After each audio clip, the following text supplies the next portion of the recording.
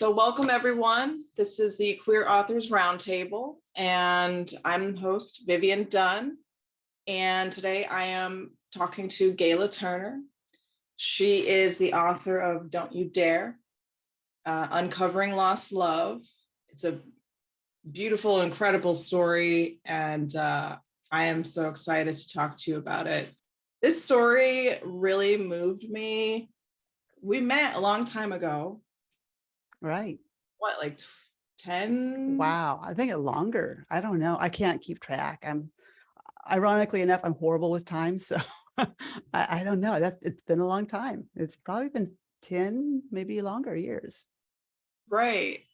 And we were both like, I knew I've started writing my book a little bit, but you also knew you were writing a book at that time. I remember I think I was like right in that precipice of thinking, okay, maybe I should write it, because for a long time I resisted writing a book because, writing a book was never on my list of things to do in life. I never grew up thinking, oh, I'm going to be a writer. This is going to be great. I'll be an author. It wasn't until I made the discovery of the photos and talking to other writers. And I probably talked to you about my story, hoping that you would say, hey, I'll write that story for you, because I didn't consider myself a writer at all, because, it was just, I never studied for it. Like I said, never in my list of things to do. So it was a pleasant journey, and it was a surprising journey at the same time. Yeah, I don't recall you, propositioning me. I probably would have been like, I'm trying to write my own. Right. Yeah, writing a book, it's daunting for sure, especially, we have to do a lot of research for Right. hours. So, well, I'm glad you did it. You did a fantastic job. And doesn't it just feel awesome? It does. It was, I wrestled with it because I kept on reading it. And, when you start writing a book, it took me a good 7-year process of writing it and doing research and rewriting it. And then, learning about the process. Since I was a brand new writer, I didn't know anything about what I was doing. So I had to join writing groups in the area, hired a writing coach, went to writing conferences, just kind of went full immersive into how to be a writer and how do I get this story that's rumbling around in my head to the pages. It was a long process, but well worth it. But I still struggled. It's like, should I rewrite it? But at the end of the day, you have to kind of say, okay, I'm going to pull the trigger on this because of the times that we live in. It's some scary stuff going out there. I look at our rights as far as the LGBTQ community. There's a huge threat on that, as far as our ability for marriage and just healthcare, and there's so many things that are going on right now that I felt that the story needed to be told, whatever it looked like, and in whatever form it was, it needed to be told. The thing I've learned about talking to other self-published authors is I never thought about this, but I'm sure you had an editor and everything and Yeah. proofread and went through all that process. So I did that. So I thought, you publish and it's done. I learned from them, they're like, oh, I go back and change it sometimes, Yeah. and if there was a glaring error or something, and they would go back and change it. So I'm actually updating my novel. So you feel free to do that. I mean, we as self-published authors, we can do that. We have the freedom to. So and I think I was watching one of your podcasts before, and I think I heard that. I'm like, that's a great idea, because I really do need to. There's some of the stuff I kind of cringe at. I'm like, oh, that needs to be fixed. And I'm reading it out loud. And I'm like, oh, I should have changed that. But I think I have to embrace the story as it needs to be told right now.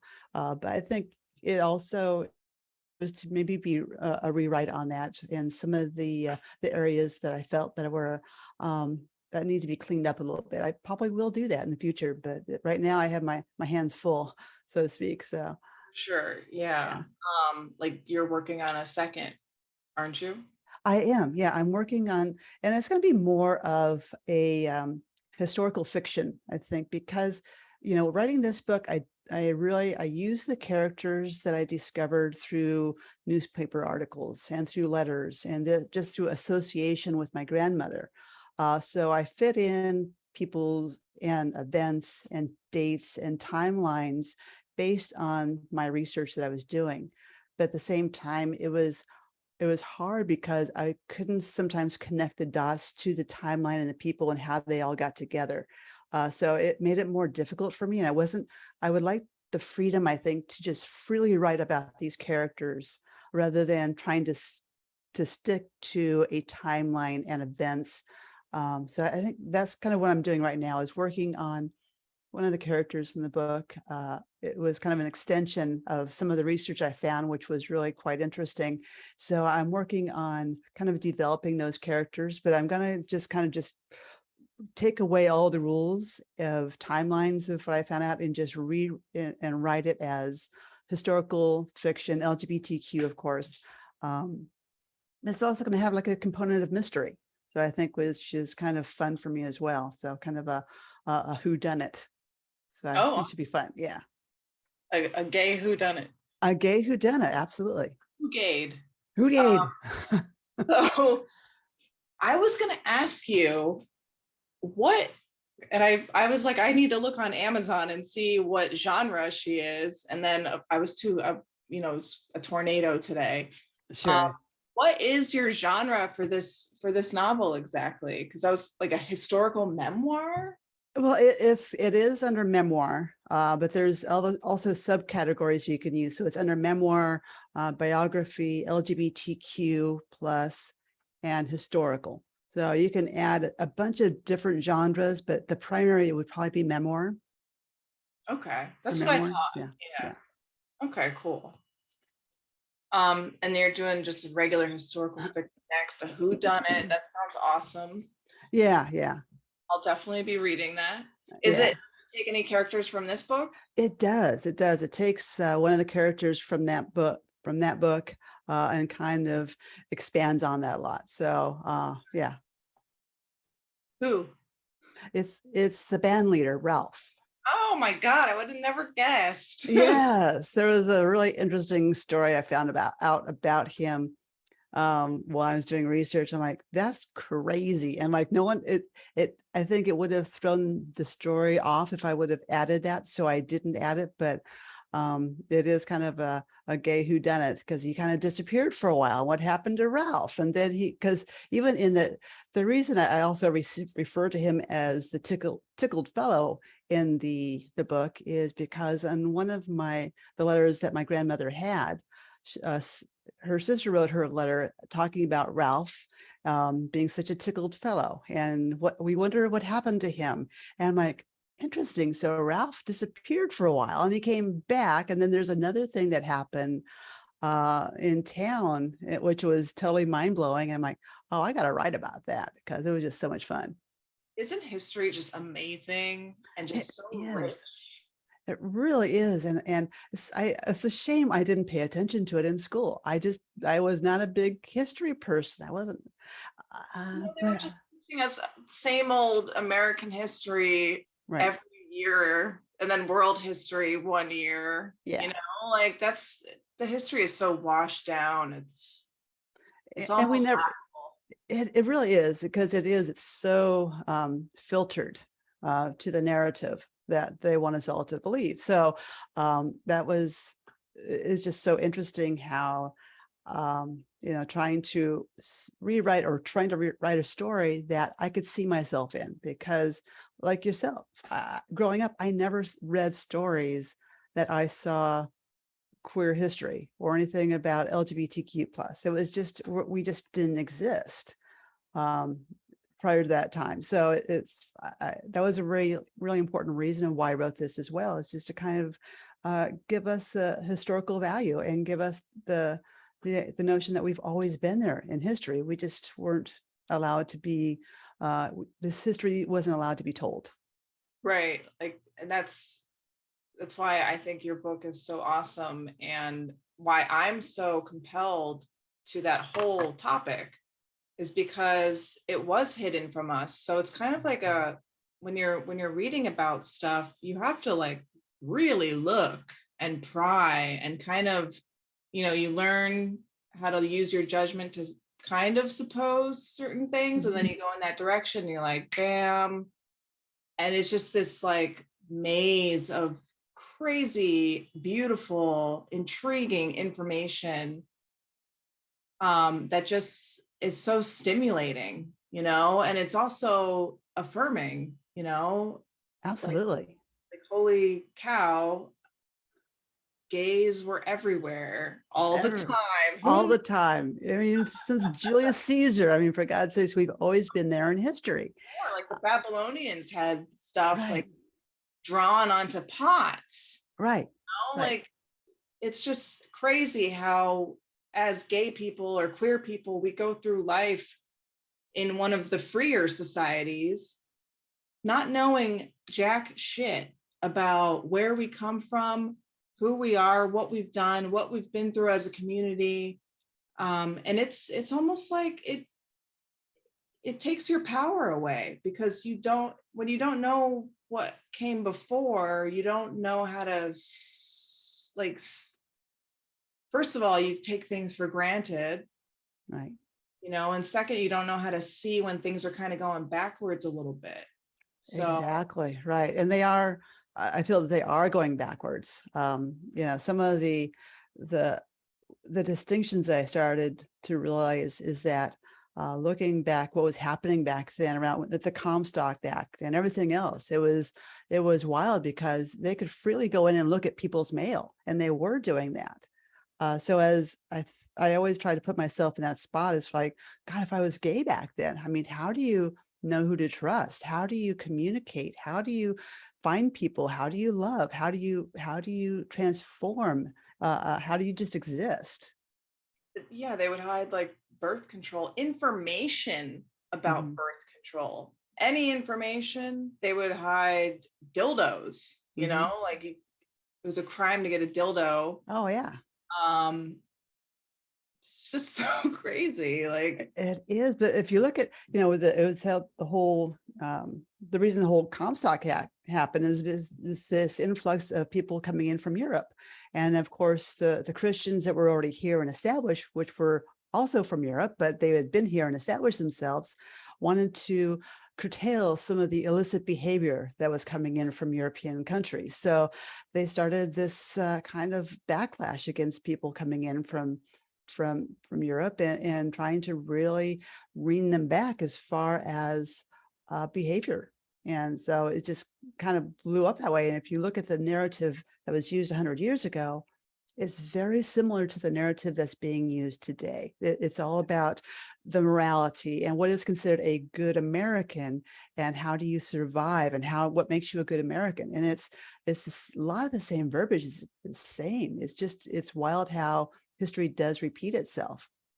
and to people like us who know a little more about, not that we're like, I'm not a professor or anything. I don't have a degree in history by any means, but we know a little more than the average person about history, especially when it comes to of marginalized people. It's so glaringly obvious, what they're doing now is like exactly the same. The Right. language, Yeah. uh, the garb, like the clothing, like Oh whatever. yeah. It's so crazy how the same it is, and just really only historians and people who are looking out for that are catching that. So like the general public is like, yeah, This is no. great. Well, yeah. I hate to be like a Debbie Downer or anything, but it's part of knowing our history and where we've come from to realize it's very fragile.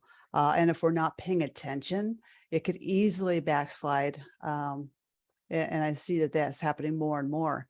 I think that's why our stories are so important. You're also involved with writing historical, and I'm not I'm not a professional historian, genealogist or anything like that. I just love our history so much that I think it's so important for it to be told and to let, future generations know, hey, it took us a long time to get here and it could be taken away within one vote. So it's just a matter of being aware that the history has long been there, but protecting it. And how do you do that is just to get out there and vote. Exactly. I was just going to say, like, in a democracy, all you got to do is vote Right. Exactly. and just get the information out there. And um, it, life is so hard that I understand people don't, they get jaded. A lot of people are like, I don't vote because it doesn't matter anyway. And it's like, well, the more you don't vote, the more it doesn't matter. Right. Yeah. But it They don't, does matter. yeah. They don't want it. I think that they don't want us to make it matter. I think their whole goal is to make it feel like our vote doesn't matter. And I think buying into that notion, you're buying into what they've sold you. And that's why it is so important for that we do our part and vote and get active. I think we're going to have to get more active within our communities, and whether that means hitting the streets, doing canvassing, doing calls, doing whatever it takes to get the message out there. And I don't want to go too much into the political arena, but I think, when you're talking about historical information, you have to also be mindful that there was also a political pull at that time as well. Yeah, and a lot of the tragedies of the past are because of stuff that we don't want to go to anymore. Like we Right. want to move away from stuff like that. So you have to pay attention. So if anybody ever watches this, you got to vote, man. Gotta vote, man. Gotta go. Just gotta. Oh, gotta vote. All right.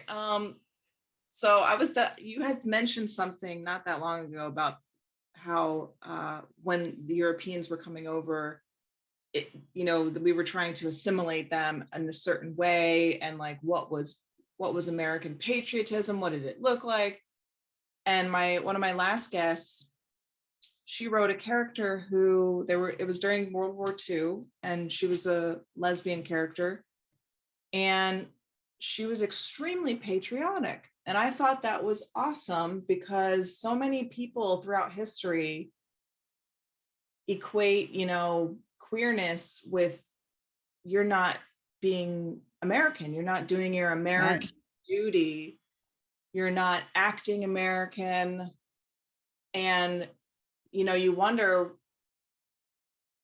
how a lot of marginalized people, no matter how shitty it is in their country, they're still willing to fight for it, like they cared, they cared about their way of life, even though that you want it to change, it's still your home. So to say that queer people aren't patriotic, or they can't be patriotic, or they're not as patriotic as you, it just pisses me off, man. Oh, it does. Absolutely. But that's the narrative, right? That because they're using that to divide people. Right. So a part of this is storytellers is to, one of the reasons I wrote the book was to first entertain. I want this to be entertaining. I didn't want to write a textbook because I don't learn that way. I've read some LGBTQ history books. They're wonderful. They supply amazing information, but I didn't feel connected to anybody. The other reason I wrote this was to educate, is really, and it wasn't, honestly, when I wrote it, it wasn't intended to be LGBTQ plus. It was not a queer story. It was just a love story that happened to be between two women that really could not live their lives fully. And that's what obviously the message is to our queer community, that we've always been there and that representation matters. But, I think it's wonderful when I get a lot of straight people reading it and they're like, oh my God, I had no idea. I'm like, that's what I want. That's what I want you to understand, is that we've always been there. So I think that's an important topic to remember when we're writing as queer authors, that I want straight people to read our work because I want them to understand us just a little bit better than when they started. My editor, when she was editing, I have a part in my book where my character is like, well, the one character is like, well, why don't you just hang out in Greenwich Village with the rest of the girls, talking Right, about gay girls, and my character's like, and go to jail? right, No, like, no, thank you. And my right. editor was like, she made a note like, I had to look this up that gay people could go to jail for being gay back then. She didn't Absolutely. know. They had no idea that Oh my God. you could be incarcerated. There was fines, there was jail time. Mental The, asylum. oh yeah, especially women, they were sent to mental institutions, and that's where they would go. And just being ostracized from the community. I mean, you'd have to literally leave town. Yeah, like being gay was in the DSM for Mhm. how many years? Right, right. And that didn't happen really that long ago. If you look at the time, 100 years ago, this shit was happening. And you just like, wow, okay, really wasn't that long ago. No. I mean, shit, we just got the legal marriage 7 years ago. So, Right. you know, don't take it for granted. But let's Yeah. get into your book. Okay.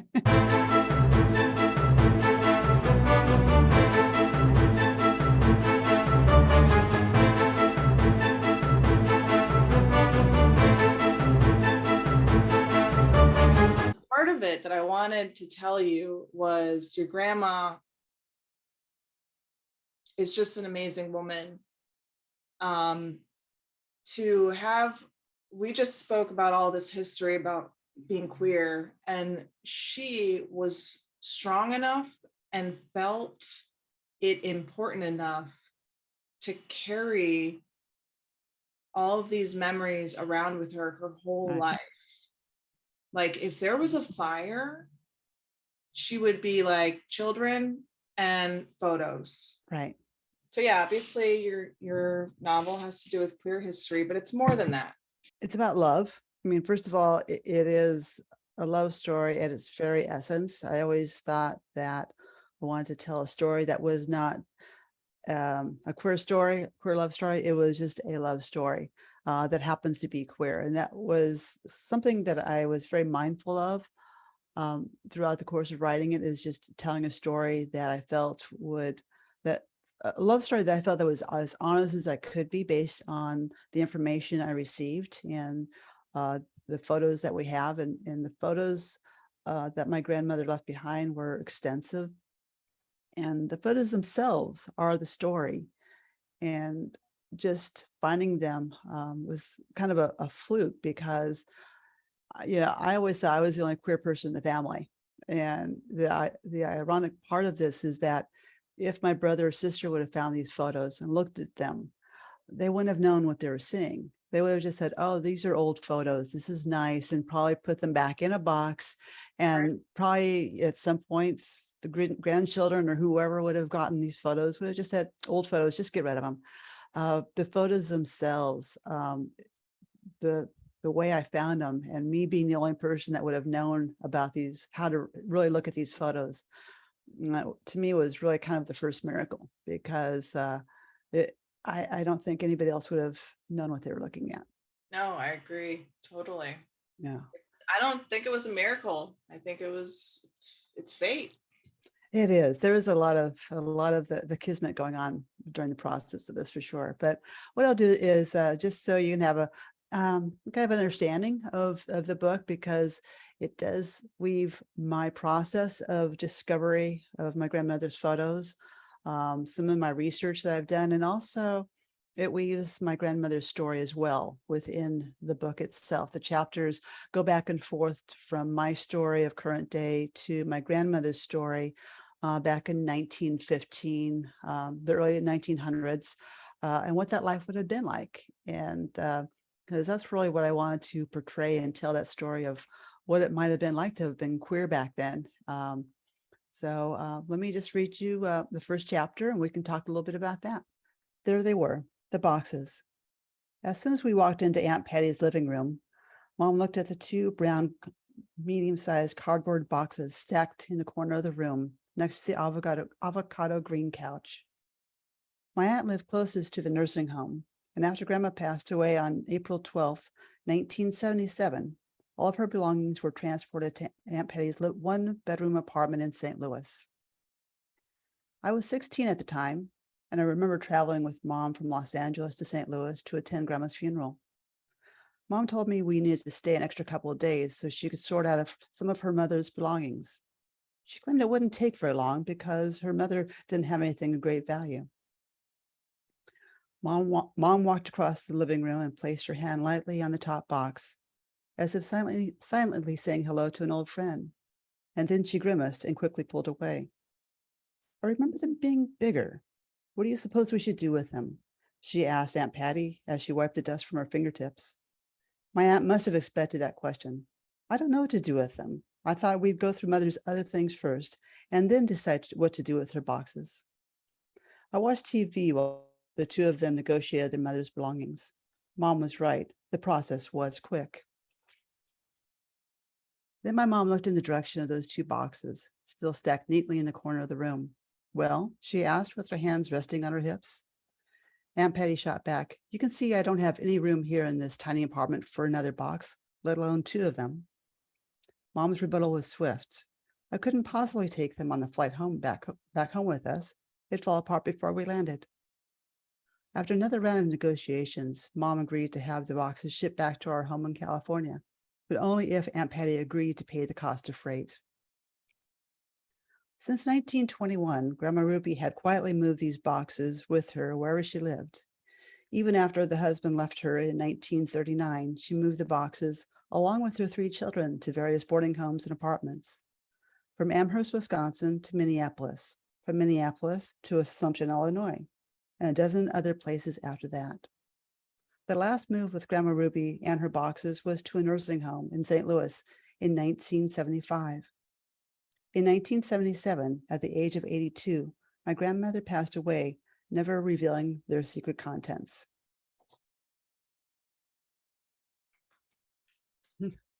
She brought the boxes with her to the nursing home?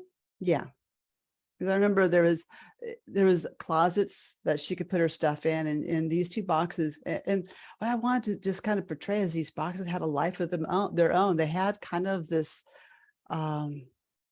presence. And a lot of people ask me, do you still have the boxes? Because I would love to see those boxes, just the cardboard boxes. And I had to throw them away because they were deteriorated to the point of where it didn't make any sense to keep them. But the boxes were just moved with her wherever she lived. And it occurred to me how dangerous that would have been if anybody would have found them during that course of her lifetime. I mean, the consequences would have been extreme. There would have been the jail time, which we talked about, the institutionalized. There have been so many things that could have happened to her just by keeping those photos. Yeah, and it showed to me that she was not ashamed, No, like, because of somebody who was ashamed, which it's okay if you were, like, that right, comes with the territory when your whole community thinks you're weird. right, I feel like somebody who was ashamed would have gotten rid of them. right, right. No, she didn't. No, and that's why I kind of go back to, I think she kept him for a couple of reasons. I think she kept him to remind her of what love was. I think she could not live the life that she wanted because of the times. And ironically, I'm a product of that, which was to me, like, I felt bad because I'm telling the story. So I think right from the get-go, you'll know what direction she had to live her life. She couldn't live her life as a lesbian or in a queer relationship. She had to conform because of the social pressures, because of the stigma attached to that. But I think it was so important that the photos were found by me so that way her story could be told. And that's why I want to make it an honest story with as much factual information as I had. If I didn't have the facts, I would embellish on that. But I really did try to use the facts that I had discovered during the course of doing my research for the basis of the storyline itself. So I want to ask so much, but I don't know if it would be like spoilers. the stuff about Arnold, was that true? The, you know, I didn't know much about my grandfather. He left the family. I've never laid eyes on him personally.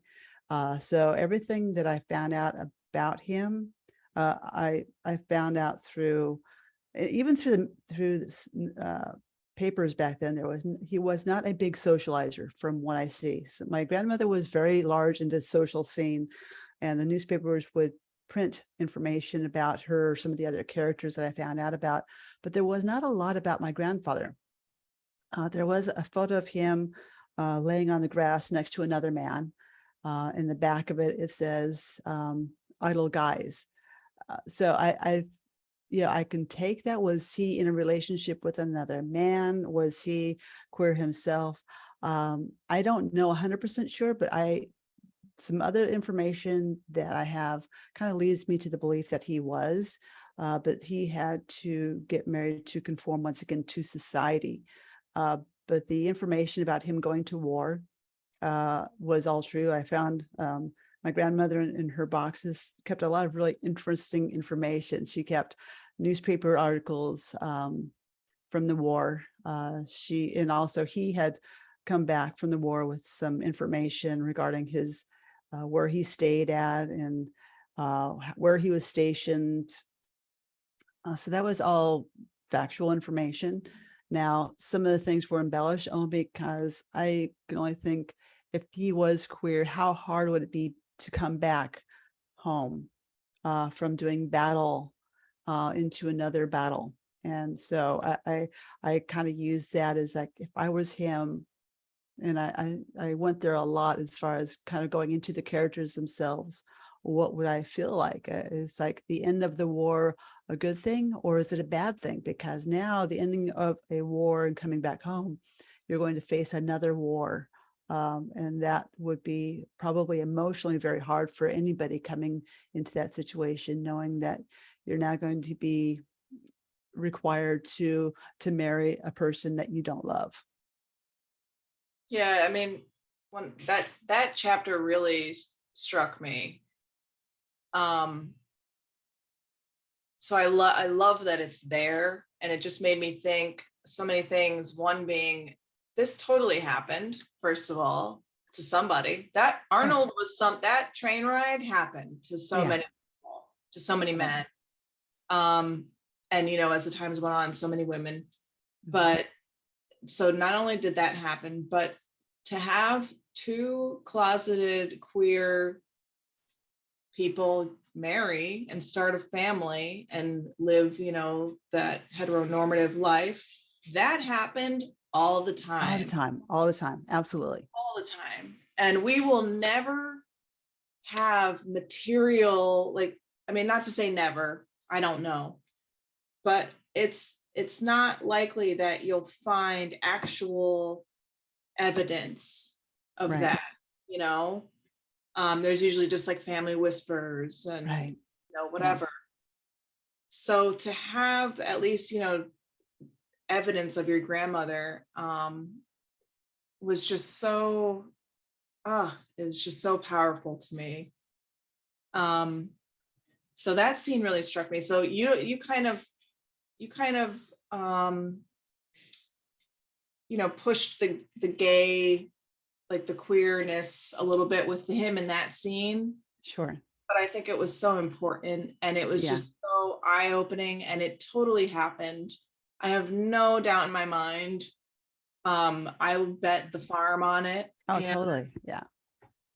it was just knowing that, and him seeing Ralph and then like turning to Ruby.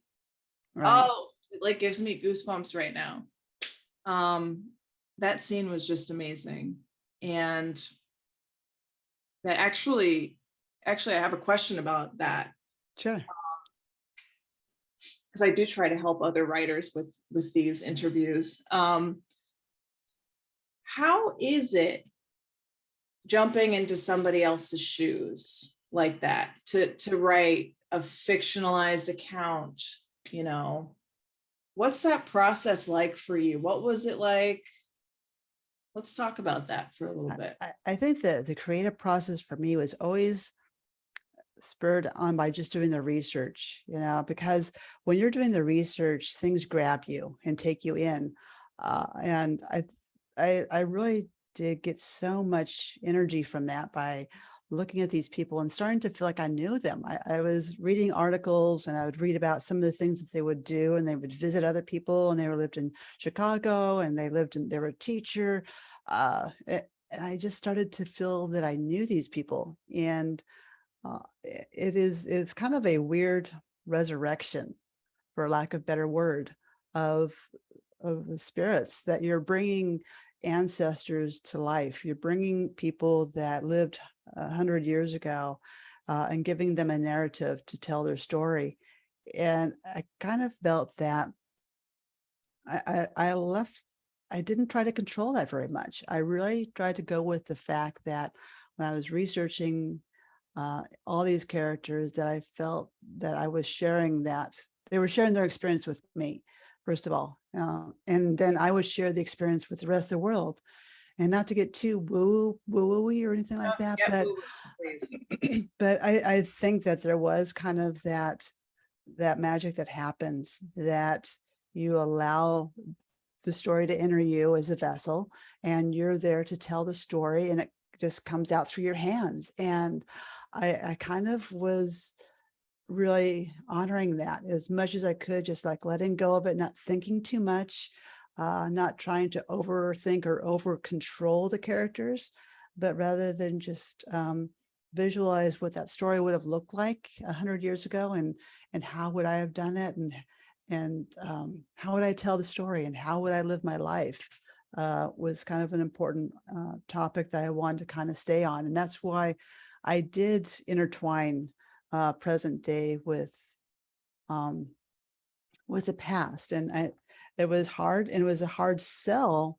I tried to pitch the book to a lot of traditional publishers, but it doesn't fit. It doesn't fit their the stereotype, or doesn't fit a mold in traditional publishing. They really don't want to have anything to do with you unless you rewrite it the way they want you to tell the story. And I just didn't feel that I could do that and serve the story well. And I wanted to honor my grandmother. I wanted to honor all the people that were in the story, because they were very real. Now, whether, the dialogue obviously was written, I wasn't there. I don't know what their conversations were, but in my head, I made the conversations in a way that I felt that was true to who they were. Yeah, I've heard in my talks with other writers, other authors, you're not alone. Right. The story literally tells you where it wants to go. You just have to get your head and yourself in there enough. And I feel like it's hard at first, or it doesn't feel natural at first, but then like there's momentum that builds, and the more you get to know these people through, especially in our Right. work with historical, through research, and the more you're kind of living in that world, because you're doing all this research all the time and you're writing all the time, so you're kind of living there, Yeah, totally. Yeah. the more you can just feel what this person would have done, and it comes out naturally. My novel takes place in 1924, and it's about a lesbian relationship between two chorus girls dancing on Broadway. And I did a ton of research. A lot of the people were real. One of the girls goes on to become Joan Crawford, who was like a famous Nice. old Hollywood actress. Right. And so when I was writing Joan's scenes, she was a real person, obviously. So some of the stuff was kind of hard because she was sexually abused Wow. as a child. And that it's very important because it molded her character for the rest of her life, as you would assume, Sure. Yeah. But she always thought it was her fault, right? So in this one scene, I had to really sit, and I did have to think, how did Joan think about the first time her and her stepfather kissed? Because you could just, at first I just wanted to write, kind of how I would come at it. Right. Right. For me, like, oh, I was scared and, nervous and whatever. And it just, without saying too much about it, it took me I had to sit and think for like a decent time. And it was Oh, hard. yeah. It was scary. It was sad. I cried actually. Right. Because Right. it was so just sad to me. And then finally I was like, oh my God, I got it. I don't want to. Right. But It's it's an emotional process. It's really emotional, and it's I can't wait to read your book. And so I think that those stories are just amazing. But yeah, it's an emotional process you go through. So when you found this, as you find information out, do you write it at that time, or do you just kind of like put it there and wait for it to kind of resonate a little bit for you, or what's your process? So I was reading all about her just because I was interested, because Right. she's kept her private life a mystery for the most part. And there are always rumors about her sleeping with women throughout her life. Right. And the way Hollywood would make people hide things. It just, a lot of her information, a lot of the research I had done prior without even knowing I was going to be writing about it. And then it just sat with me. And then once the story hit me, I had to go back and look at stuff. I had to take notes. I took a lot of notes that I never used. I wrote a lot of scenes that I never used.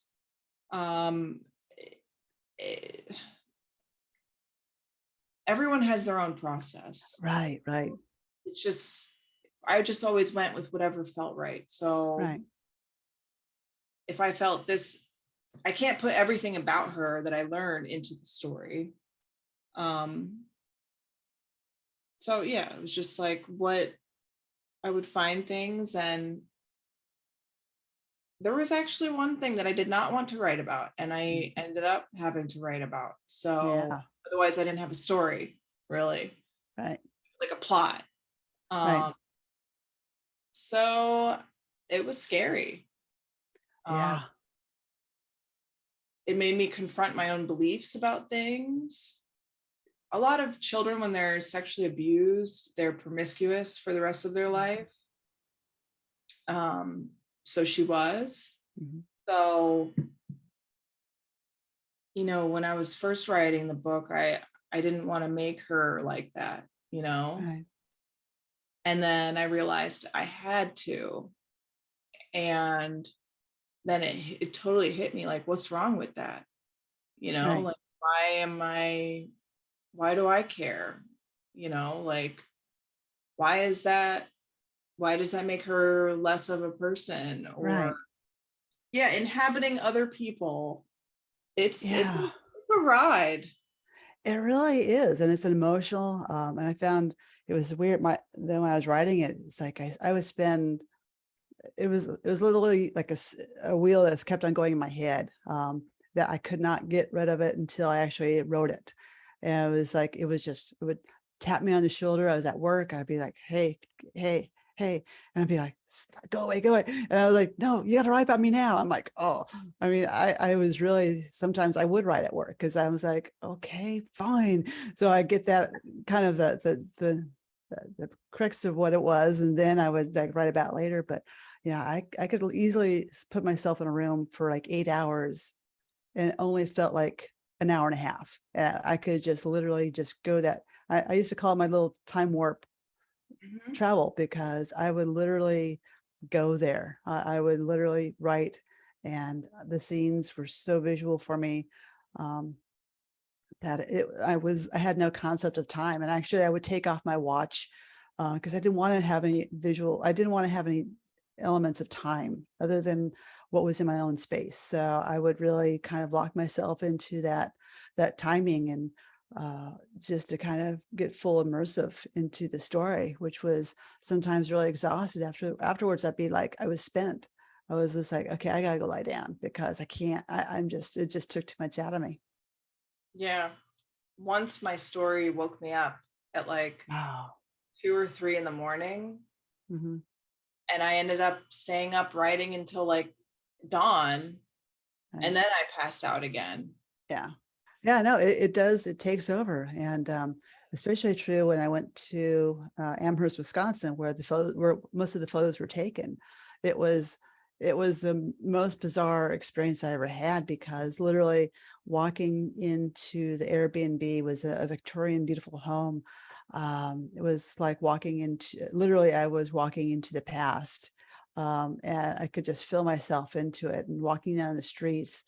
It was almost like I couldn't, my brain couldn't separate the two. It was really hard when I was looking at the streets because there wasn't a lot of change to the streets in 100 years. So walking down those streets, my grandmother would have seen exactly what I had seen. And it was just kind of weird for me. It was kind of mind blowing at the same time, but I think it was necessary for me to be there because I felt even more connected to her and the other people I wrote about. Absolutely. And isn't it just, you get this amazing feeling when you're walking where your characters, or your, Mhm. in your case, your ancestors, Right, where they walked, touching things that they might have touched. right, It's, you feel them with you, you feel their presence, right. and you just feel full. Well, you feel like they're kind of celebrating with you because you've taken their essence. You're writing about them and you're bringing them back to life. Um, and you feel that energy from them, and it's something. It's almost like that the release of your ancestors. That they're like having a big party now because they finally got their story told, and your characters are well. So they're like, hey, our story was told. All right, cool. And they can like party and celebrate that. I just feel that that's kind of what we're doing was we're bringing these folks and giving them just a life that they weren't able to experience in reality, and just releasing that. Yes, like releasing something that was trapped in their soul. Yeah, right. So yeah, I totally believe that a part of your grandmother, with a huge part, was just freed. Hmm. And you know, I can't imagine anyone reading the book and not being as touched as I Yeah. was. Thank you. And that was the point, of just to tell her story, and to entertain and educate, and it was just a story that had to be told. I'm honored that I was able to tell the story. Yeah, you were the vehicle. Right. Oh, that you're blessed. Yeah. Yeah. Going back to the publishing part that you had mentioned All about right. traditional publishers wouldn't take it. What did they want you to change? Did they tell you? Well, I think the problem is the genre itself, because it does is a cross between memoir and historical. It was hard for them to wrap their brain around it because, and I get it, because normally people that are going to want to read a memoir or factual based book is going to want to buy that kind of book. And a person that wants to read historical books or historical fiction or anything else other than um, true story are not going to buy that. So it is the crossing of the two. I think if they had their druthers, they'd say, well, can you write your story as one and then write your grandmother's story as a separate book? But no, I couldn't do that. So, and I think it was hard for them to find what shelf would it be on in the bookstore. And it just, obviously I would put it in the LGBTQ section, but I'd also put it in the memoir section. And so it does have a lot of different genres that, they don't like that. They want something that's very cleanly defined lane to stay in. and just stay in your lane, write a book to that, but don't do anything else other than what we can put into the bookstore. So I get it.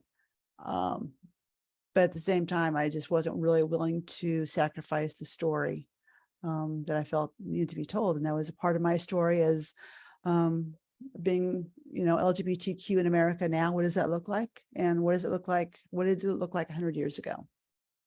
Yeah, and the part, and you mentioned the legalization of gay marriage. Yeah. I thought that hit me too. I was like, oh man, like, yeah. Yeah. I didn't think of it like that. Yeah. Yeah. And Like, it's hard because I could have rewritten that. I think if I were to go back and rewrite some of that, it would probably be the ending, because I tried to paint a very happy, upbeat, picture. But what's been happening the last couple of years in as far as our rights, I don't know if it's so happy anymore. I think we have to be more vigilant. And I would probably rewrite it to the extent that we have our privileges today. And to hang on to those privileges, we need to be very aware and very active within the community. That's probably the one thing I probably would rewrite on that, because the story is definitely not over just with our rights to marry. We still have a long way to go. oh, for sure. Yeah. And, marginalized people, we're always going to be a scapegoat. Some aspect of being marginalized, you're going to be a scapegoat for somebody at any given time. I mean, I'm hopeful in the sense that I hope one day it won't matter if you are whatever color and whatever this, whatever that, like gender, nothing. Like it Right. won't be, nobody cares. It's boring. Right. Like I can't wait for it to be boring. But Yeah. unfortunately, stories like the one in here, they need to be told. Like they do, even though they don't have that Hollywood happy ending. I don't particularly need a happy ending as a reader. I'm more interested in the truth. I want Right. the truth. I want to be hit with the truth. Right. So sometimes the truth fucking hurts. It Like does. it does. Mm-hmm. So that's part of life. It's part of Right. being human. But I think you did it very well, very smoothly. Like I didn't finish the book feeling like I might as well go jump off a bridge.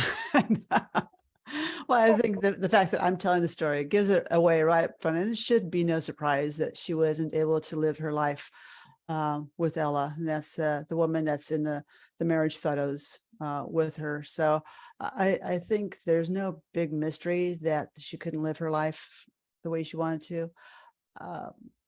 But I think there was a resolution at the end that did connect them in a way that was really surprising for me as well. I have to bring this up because the other day I had mentioned something.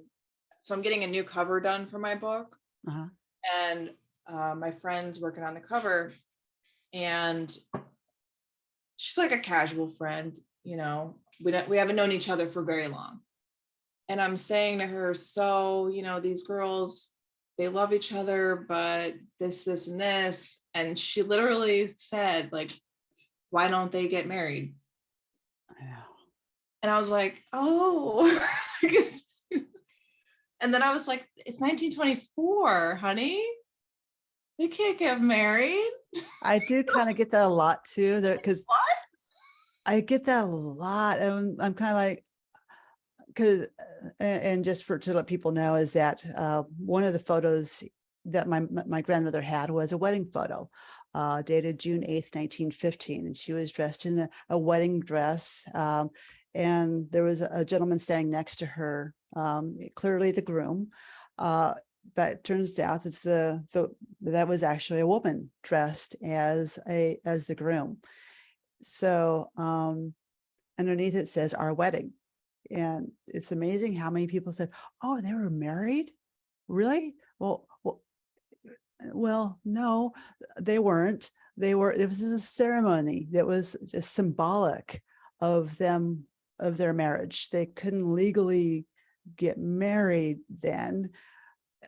In a way, it's good. It is, Right? because you can see the little light bulb going off, and you gotta go, okay, yeah, and I try not to be sarcastic about it, because I'm like, yeah, well, we really didn't have that right for a long time. But it's good in the sense that people forget, not that they Yeah, forget, that's the wrong way to say it. It's good in the sense that they are like, so why don't they just get married? Like right. they're They're not aware. Yeah, accepting of it. They're yeah, not going like, ooh, ew, why would they get married? right, right. Ew, lesbians. Right. Uh, so in that sense, it's good and it's kind of like endearing. I'm like, It oh, is kind of cute. yeah. I do kind of like try to soften it as well. We didn't have that right for 100 years after that, actually. They would have been, hung before they got married. Yeah, Like, I know. I'm not trying to make fun of my friend because it's No. how pervasive that thinking was. Right, Like that they really had no idea. Like I guess straight people, they right. just really don't. And why would they have any idea? Because none Of of it's course. taught, Right, right. unless specialty elective class in college, or unless you go looking for it, like crazy Right. people like us, Yeah, or in your case, exactly. fell in your lap. It did. Yeah. It amazes me that, yeah, Yeah. this was like not even 2 weeks ago. Oh, I get it all the time. I seriously. And I was first time I was asked that, or someone said, "Oh, they were married." Oh, oh no. Yeah, I'm like, no, they really weren't. That was just a symbolism of their love. But that was all it could ever be, was just a symbolism of their love. Like they actually took a big risk Oh doing my this. God. Yeah. I mean, the biggest. In one of your other interviews that I was listening to, you made a good point, because my characters are in the city, your characters in the country. You would think the characters in the country would be like hunted more than those in the city. And that could be true in some ways, like when it comes to, like some an angry mob having like a Right. vendetta, and they want to like do something about you. Sure. Yeah. But when it comes to like general laws and punishments and actually going to jail, more likely in the city you're going to go to Right. jail. They had a lot of agents that would go through mail regularly, and especially the postmaster general. His last name was Comstock. He was the Comstock Act. They would regularly go through mail, and they knew that a lot of the immigrants would go to the cities first. That's where they did a lot of their opening up the mail. So I think, I had to like, well, why would they meet in a little small town in Amherst, Wisconsin, which even if I go to Wisconsin right now and tell them where Amherst, they don't even know where Amherst is. It's just it's not even a blip on anybody's radar. And I think that was the reason that they went there, because it wasn't even a blip, not then and still not. It's a very small, wonderful town. And I think that's what the reason is, they went there to socialize, because that was their one safe place. Either you were gay in the city and you kind of went in the shadows to certain places and had your fun, and then you lived your normative life afterwards, or in the other times, or you were rich and you bought a place out in the country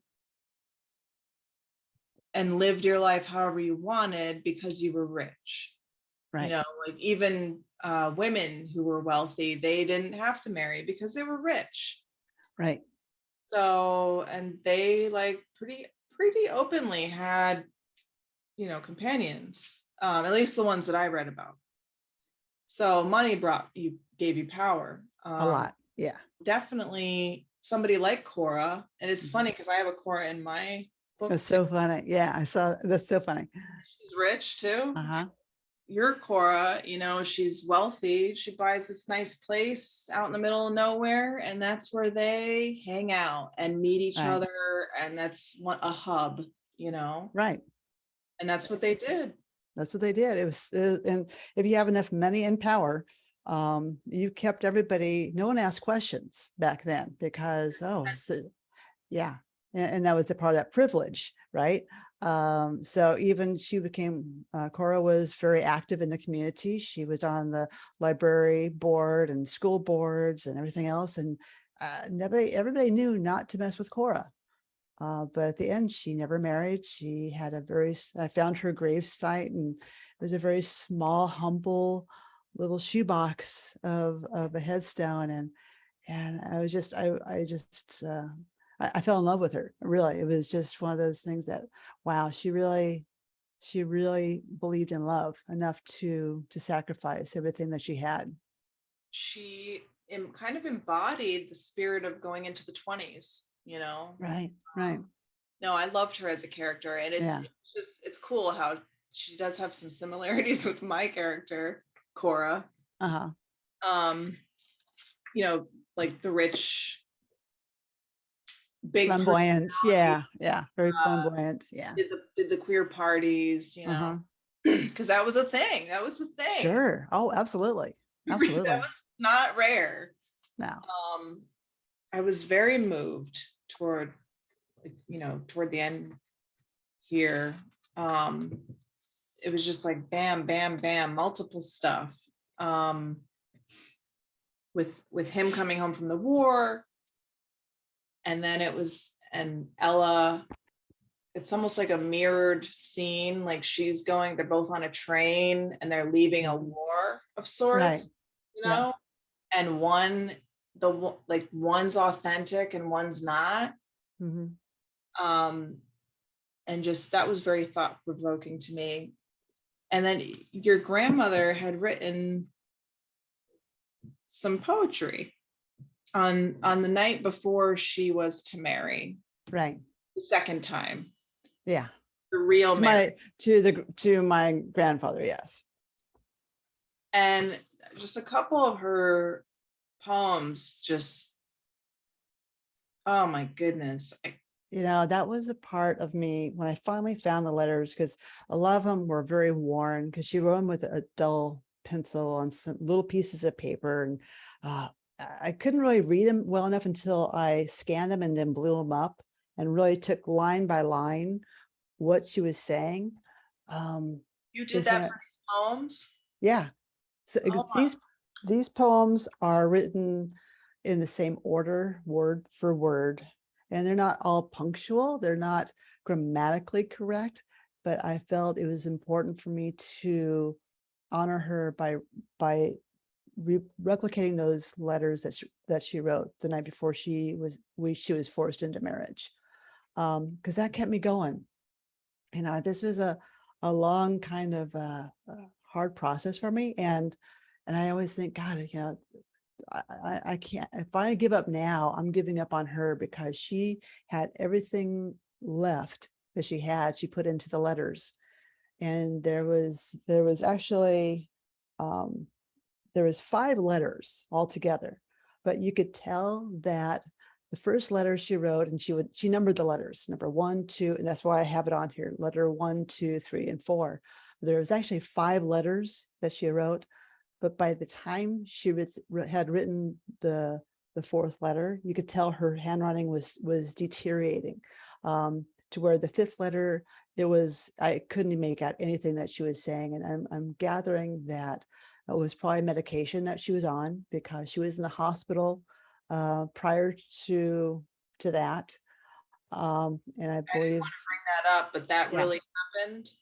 yeah, she was in, to the extent of it, what happened, I don't know, but I did know that she was in the hospital. On one of the photos that she has, there was an injury on her arm. And that was where I would use my, I don't know, I don't want to say assumption, but that's just what I felt happened. And that's what I wrote about, is really, what was it, her experience before she had to get married and she was forced into this marriage. And so the letters themselves told me how she really felt. Up until to that point, I could guess how she probably felt having to get married to someone that she didn't love.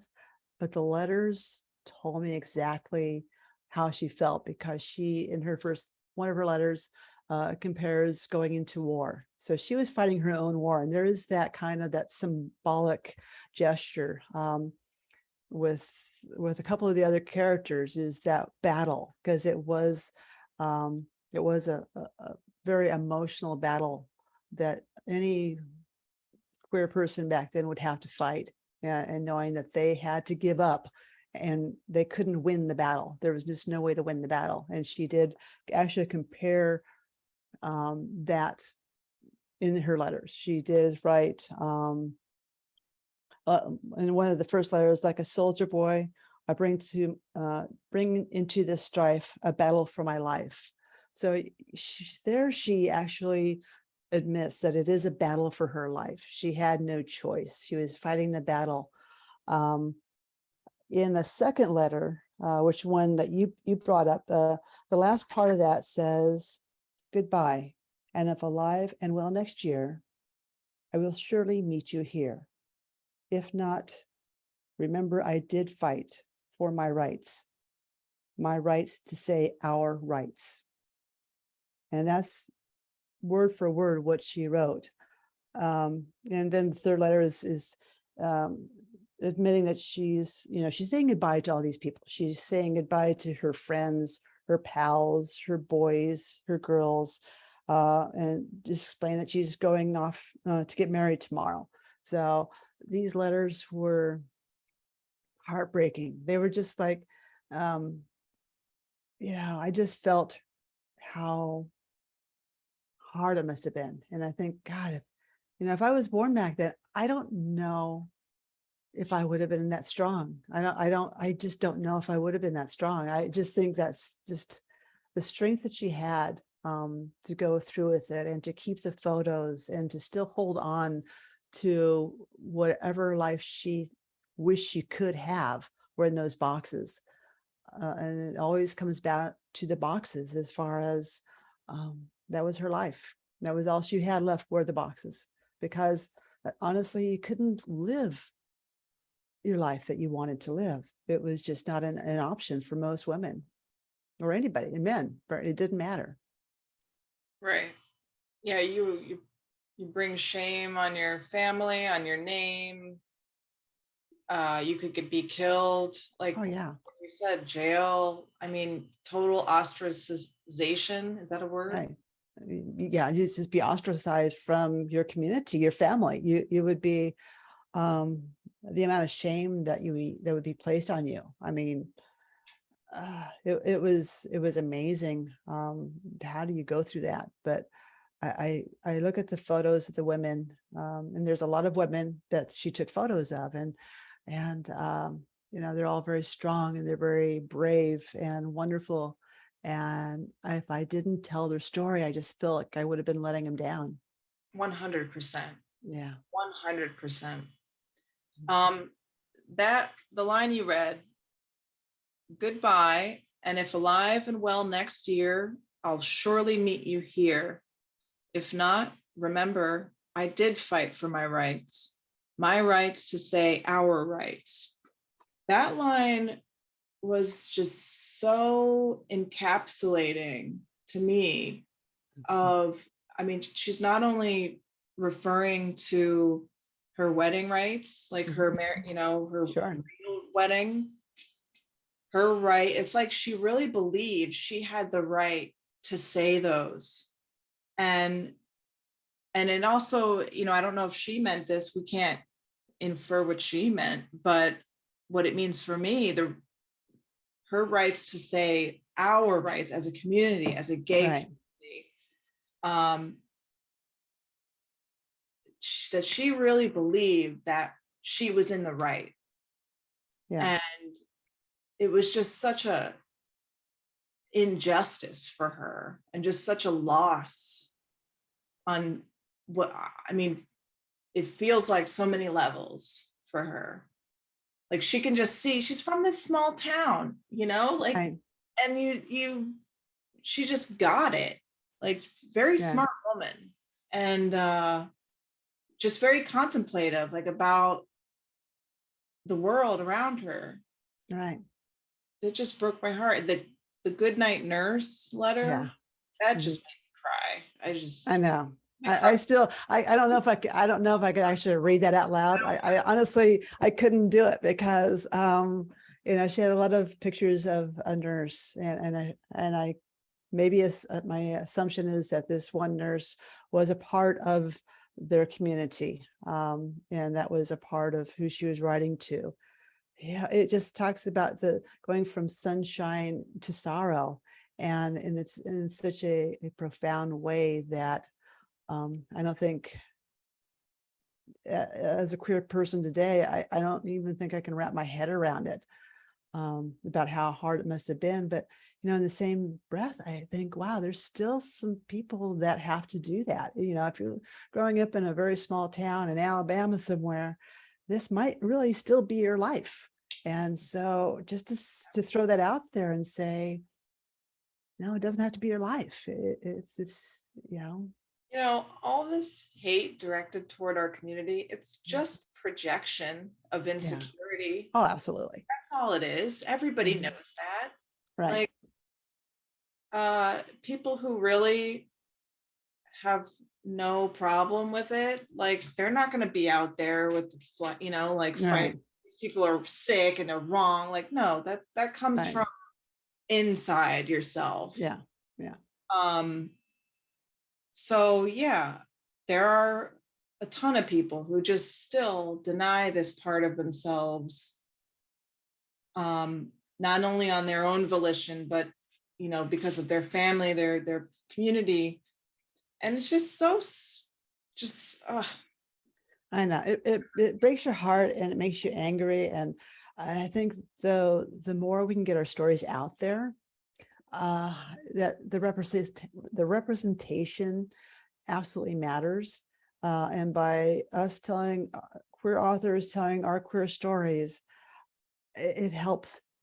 It helps to change the narrative, and to show that we have always been there. We had to live in the background of society because it was just too dangerous to do anything else. But we've always been there, and I think that's why it's so important for queer authors to tell the story and just to get out there and don't be afraid. Just tell the story. And because if Ruby and the other gals can be brave enough to stand up and taking wedding photos, then we can be brave enough to tell our stories as well. exactly. Yeah, we can look backward, and especially being inside these people, being a vehicle for their truth, Right. trying to get it down right, trying to do it the right way. You do start to think about how strong and how just powerful they were. I know. And I don't think it matters necessarily if it's a real character or if it's something that you've made. Because I think, like you said before, I think it's you said that, I'm like, wow, you're right. It doesn't matter if you're talking about a person that existed or if it's a person that you've created, because the scenario has been played out before. Regardless if the person is real or not, the scenario has been played out before. So if you have a chorus girls that were in love, I guarantee you're right. It happened. And you have to tell their story and to release that story into the ethers to get the energy. They deserve to have their story told. So that was a brilliant way that you said that. And I'm like, wow, I never thought of it that way, but you're absolutely right. Yeah, I mean, I'm glad you think I'm brilliant. No, I think no, I totally do. Because man, it was a great way to kind of frame that and like, wow, you're right. I've just always, well, it just hit me when I was reading first of all, writing my story. One of my girls is made up, but she's not made up. No, of course And not. I knew this whole time Right. that so many chorus girls, they slept Oh, together and they fell for each other. You know that right, just right. happened. Like that just Oh, happened. absolutely. No doubt. No doubt. Right. Very close. They were young. They were attractive. Like it just Right. happened. Exactly. And then I was reading, on the with Arnold on the train, and I was just like, this is so representative of so many people.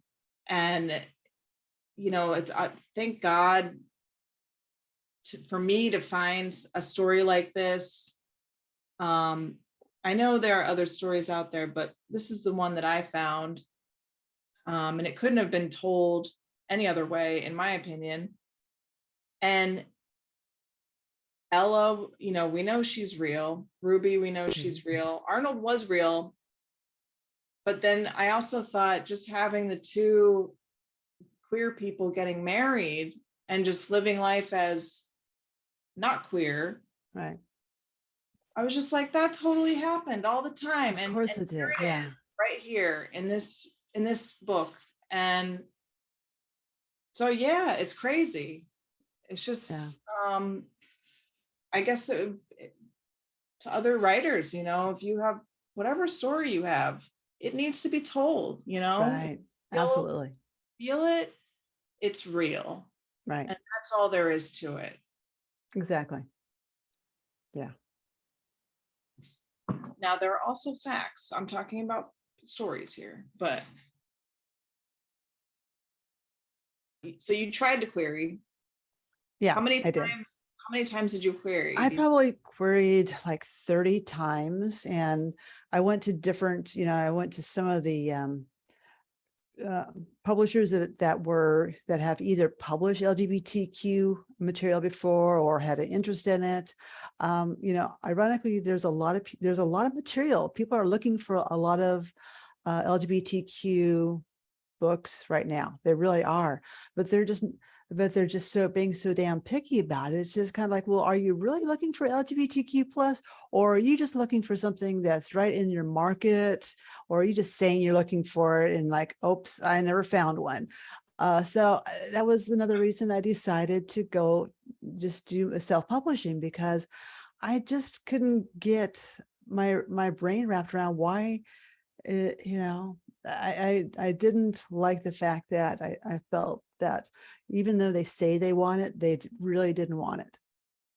That's my yeah. This is exactly why I self-published. Mhm.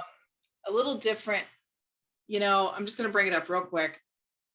I was looking at agents, they have their pages, their Right. websites, and you can look at what they're looking for and what they've done. Right. And I was looking at certain agents also from LGBTQ friendly, Right. publishers. And after the murder of George Floyd, Mhm. I swear to you, 80% of them, the same ones I was looking at before, now all of a sudden they were looking for specifically marginalized people, Mhm. and it's a good thing. It And yet is. it wasn't for me.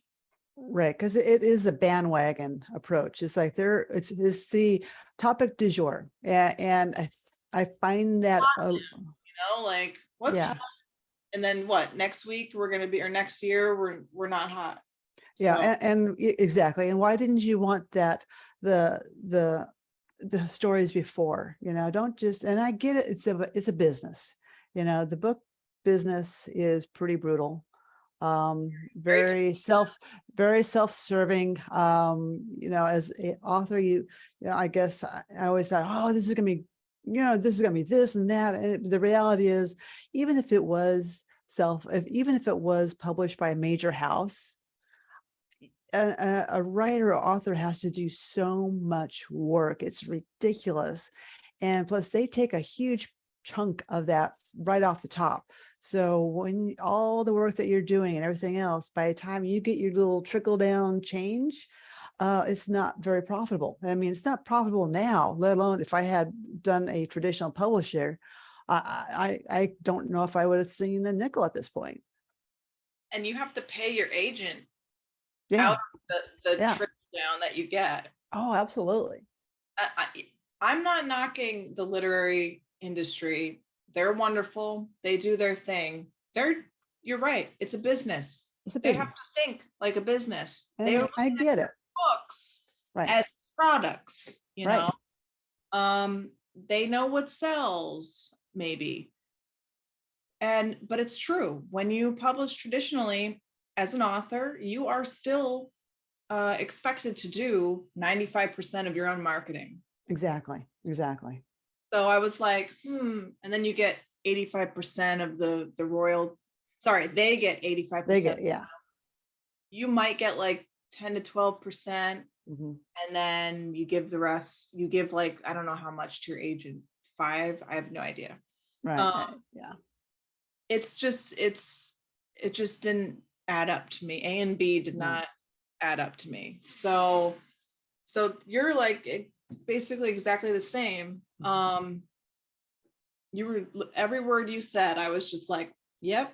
Yep. Yeah. It's Like they say they want us, but do they? Do they really? Yeah. But it's hard though, the other side of that is that as an independent, I found it hard to have enough books on supply with Amazon because you're an unknown author. So when you're an unknown author through Amazon, they don't order books for you.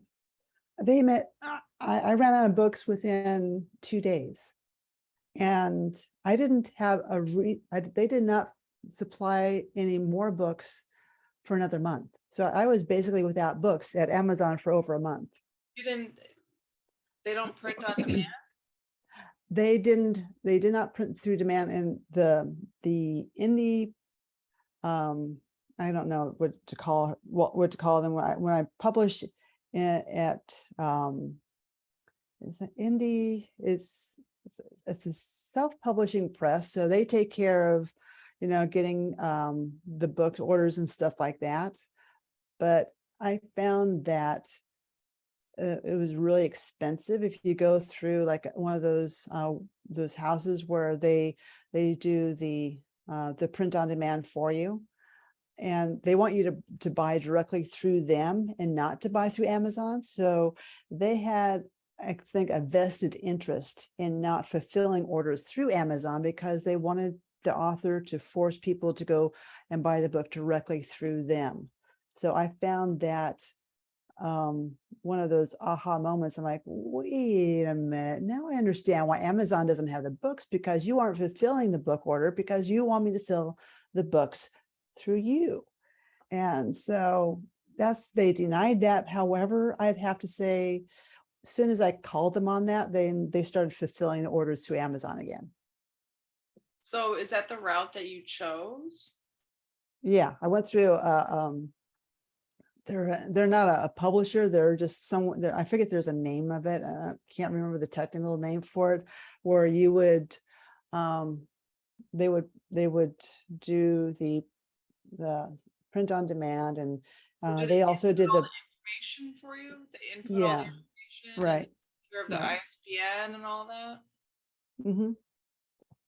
Okay. Right, so they did all that because I didn't know how to do it. I mean, this is all publishing services. Exactly right, publishing services. Yeah. Oh, okay. So you don't recommend that?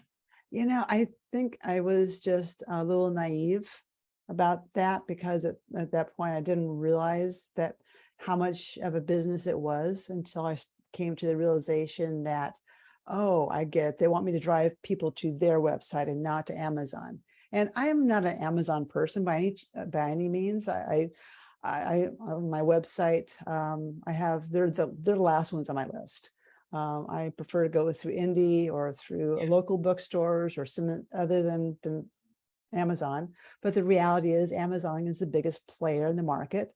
And, people like to have the one-click shopping. If you don't have the one-click shopping, they don't want to go to another website and fill out their name and address and all the other stuff and provide credit card numbers.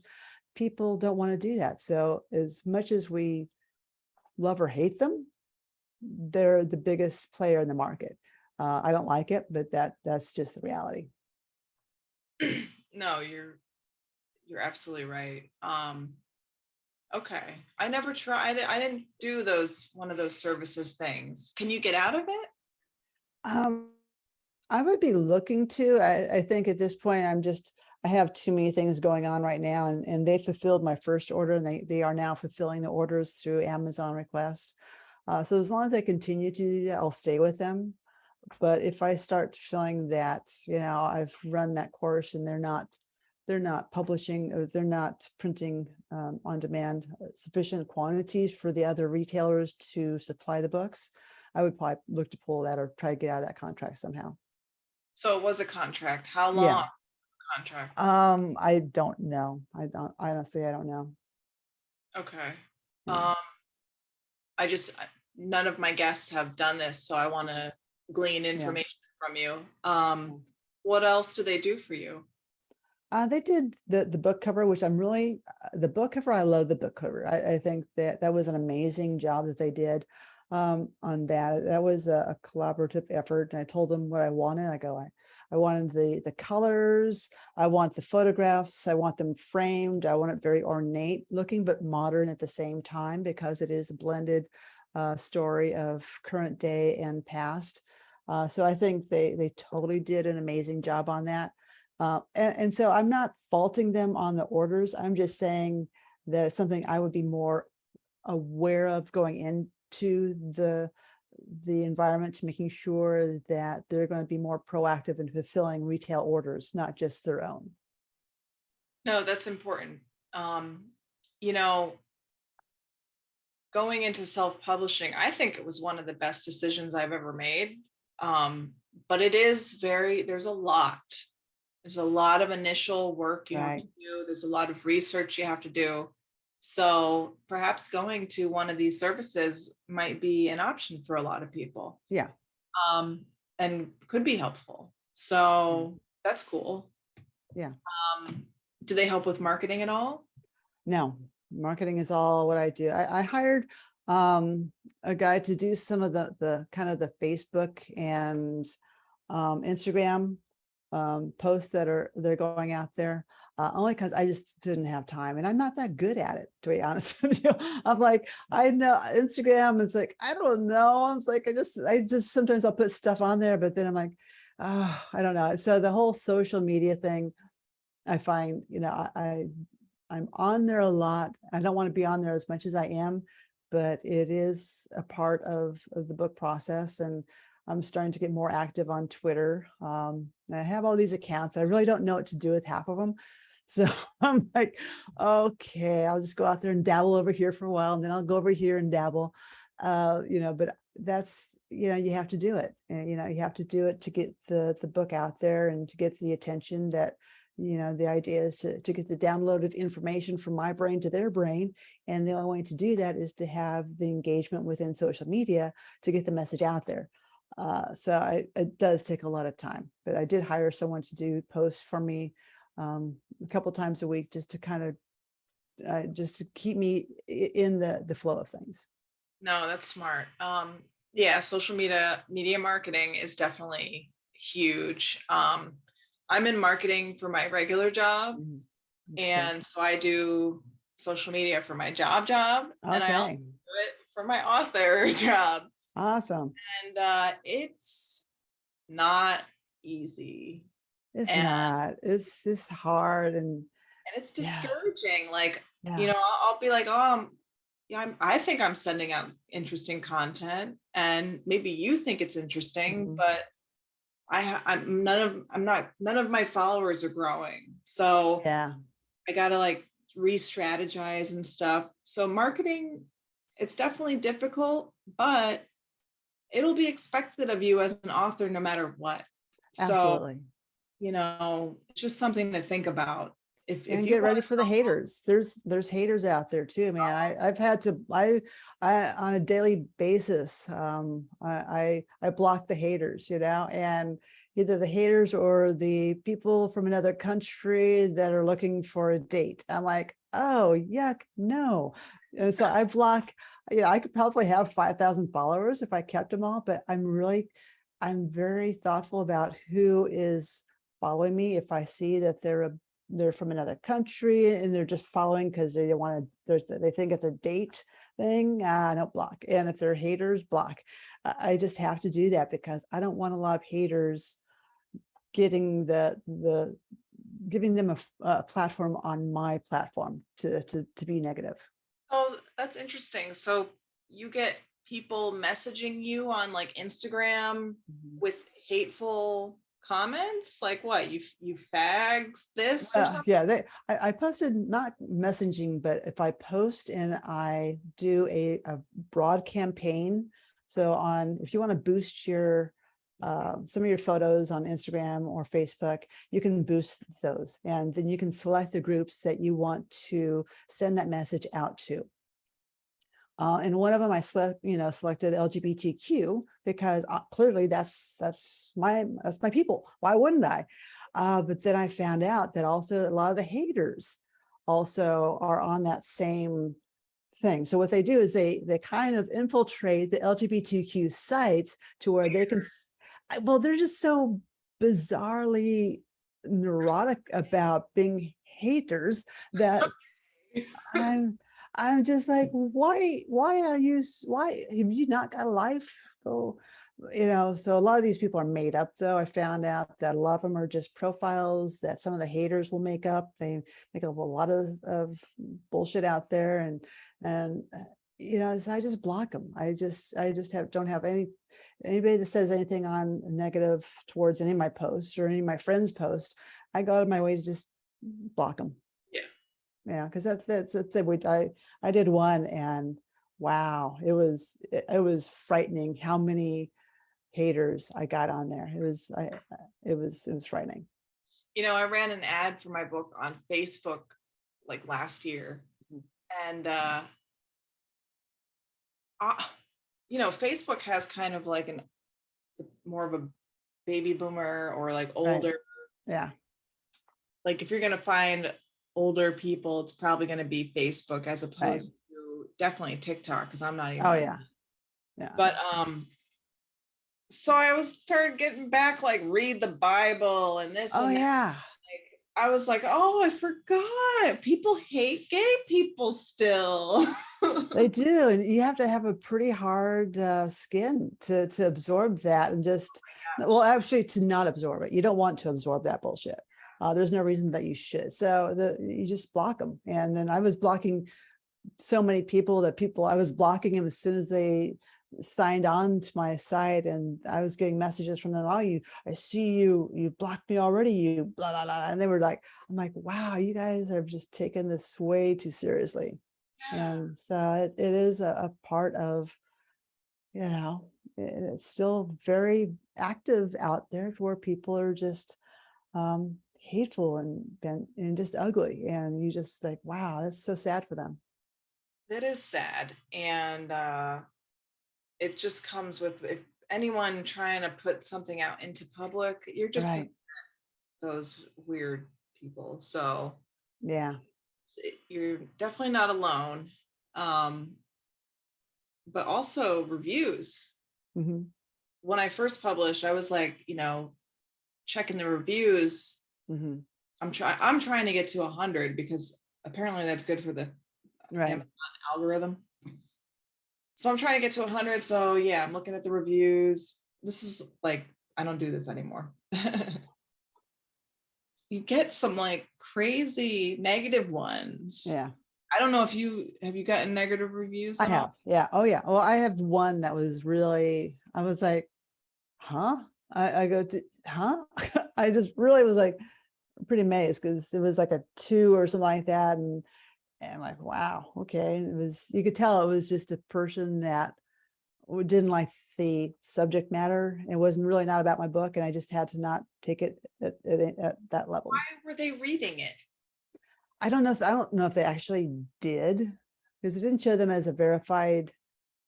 I don't know if they did. I don't know. I don't know why they would spend time doing that. I don't get it. It's so weird being part of the LGBTQ community sometimes. Yeah, it is. Like, what? Who cares? Like, well, it's just that's still that old Christian mindset that they're gonna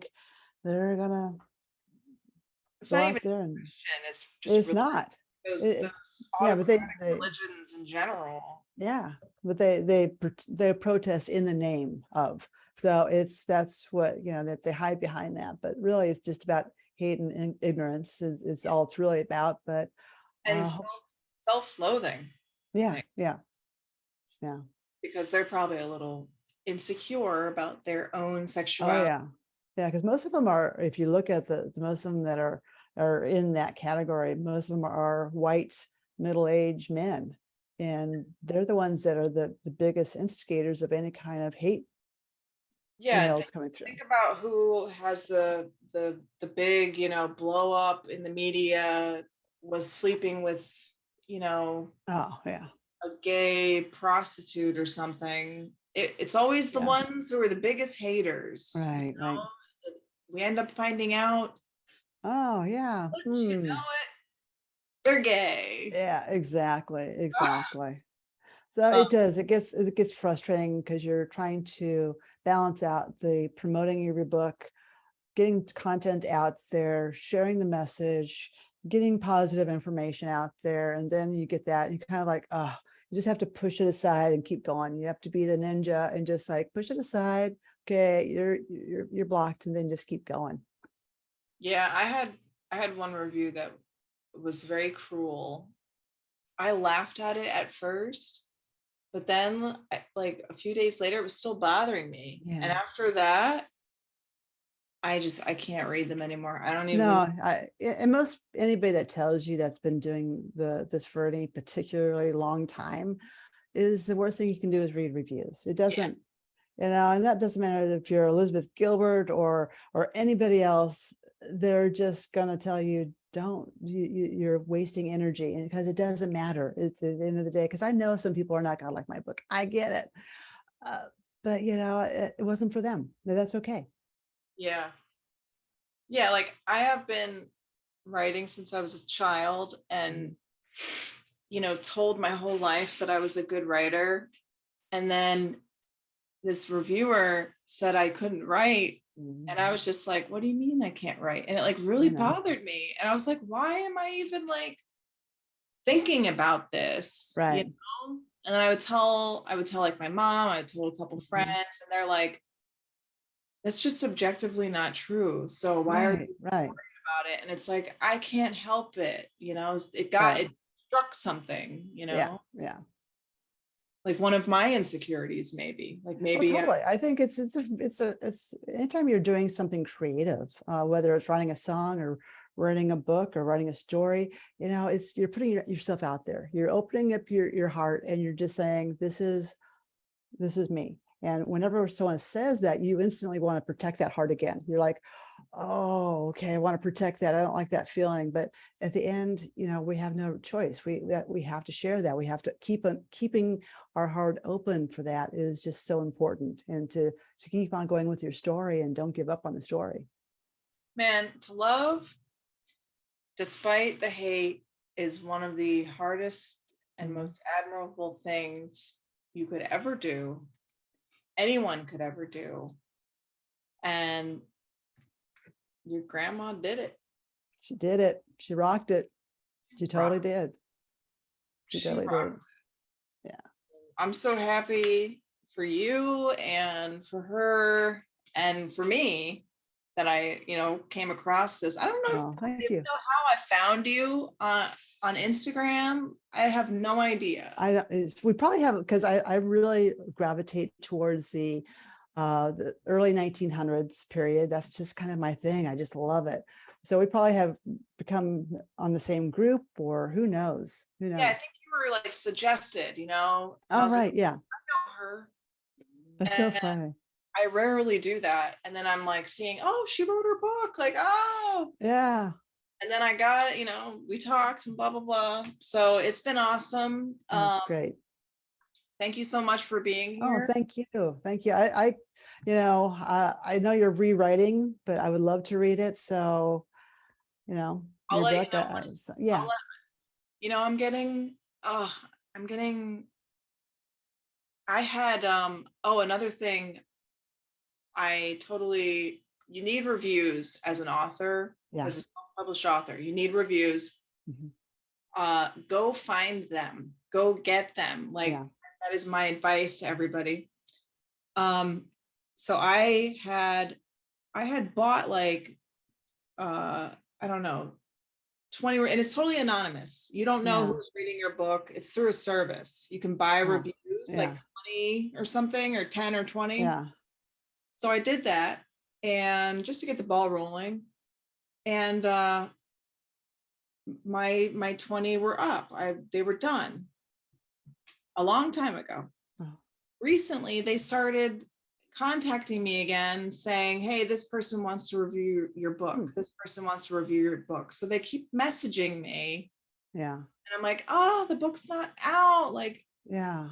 F me. Like I have to move, it's adding stress. So I'm trying to get this thing worked on and redone. Right.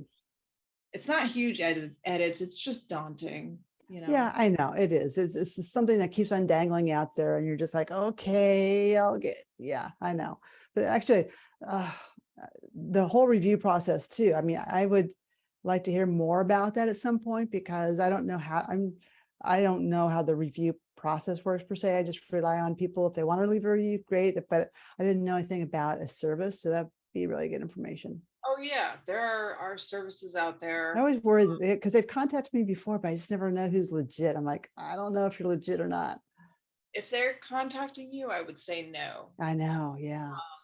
They You should find these. I'll send you, there's like Yeah. what are they called? Like booklife.com. Um, there are some reputable. They get Okay. decent people that are interested in reading your Right. novel. They don't just get anybody. They Right. get people who actually want to, read your novel. Of course, you give it to them for free. Sure. Um, and then yeah, they give an honest review. I haven't read any of them. I don't know if they tanked my ratings or not. I have no Yeah. idea. But I you need know. the reviews. You It do. Yeah. doesn't matter if it's good or bad. You need it. Hmm. So yeah, that's why I did it. So yeah, I'll send you Yeah, that'd be great, because I have some reviews now and I always need reviews. So likewise, if you feel compelled to review my book, feel free to. Oh, I will. Yeah. I absolutely will. Okay. I just finished it like a couple days ago. Yeah, So I know. Yeah. So there's Amazon, also Goodreads is really good to review too as yeah, well. yeah. Yeah. You can buy reviews on either. So, Okay. and when Okay, I good. say buy reviews, I don't mean you're buying people's opinion. Like Right. they will give you a bad review if they don't like your Sure. book. Yeah. Um, but I'm sure you can buy good reviews Yeah. out. I don't want to. Yeah. That's kind of weird. So anyway, thank you again. I will Oh, definitely. thank you. I appreciate it. It was lovely talking to you, and I can't wait to read more. And let's talk again soon. If you just want to bounce something off of each other, let's just do that. Hey, that would be awesome. Yeah. Very quickly, you're writing another book, right? I'm running, and I have the outline of it. So working on another book. Also, I want to do a picture book for all my grandmother's photos, to where it's like kind of like a coffee table book, and just going through that. To me, it's always fun to. I show people the pictures. I keep them in a very safe environment. They're very dark, cold. Keep it climate friendly for the photos. But when I do show the photos to people, it's always fun to see them look at the photos and they start telling a story themselves, because the pictures are the story. I Yeah. just was the vessel of just getting the words on paper. Yeah. No, that would be a great way to preserve the Yeah, photos as well. right. Especially if you get it on that nice glossy paper and if you get Exactly. Yeah. detail there. That's going to be a little penny, but It's gonna be a penny, but 'cause yeah, totally. that would be cool. I would definitely buy that because a while back I had found a photo of somebody in my mom's like box of old photos, Right. and I was looking through them and I found a picture of this like odd looking woman. And the more I looked at it, I was like, you know what? That's a man. And then I was looking at it some more, and it's my mother's father, my grandfather. Oh, Uh-huh. So I went to my mom and I was like, Mom, look at this funny lady here. And she was like, oh my God. So it's like Yeah. those photos are just awesome and unique. He wasn't gay, like he might have Yeah. been bi. I have, Right. but he was just he was very dramatic. He had like a dramatic Right. Right. flair, But yeah, it was just funny to find that. So I love old queer photos, like Oh, old. I do too. I do too. I could just look at those for hours and hours and hours. Yeah. Right. Yeah. Seriously. Yeah. So I will buy your photo book. Okay. If it's $200, I will buy it. No, it's not that. No, no, I wouldn't do that. But I do want to do a quality photo book for a coffee table. Awesome. Well, I will Yeah. buy it. And then I'm excited about your whodunit. Thank you. And yeah, let's talk again. Totally. I Totally. enjoy talking to you. Yeah. Yeah. So it's nice to talk to a fellow historical writer and kind of just say, this is fit. And it's so, yeah, I would love to bounce some stuff off you. All right. Well, we got each other's number. So. Cool. Awesome.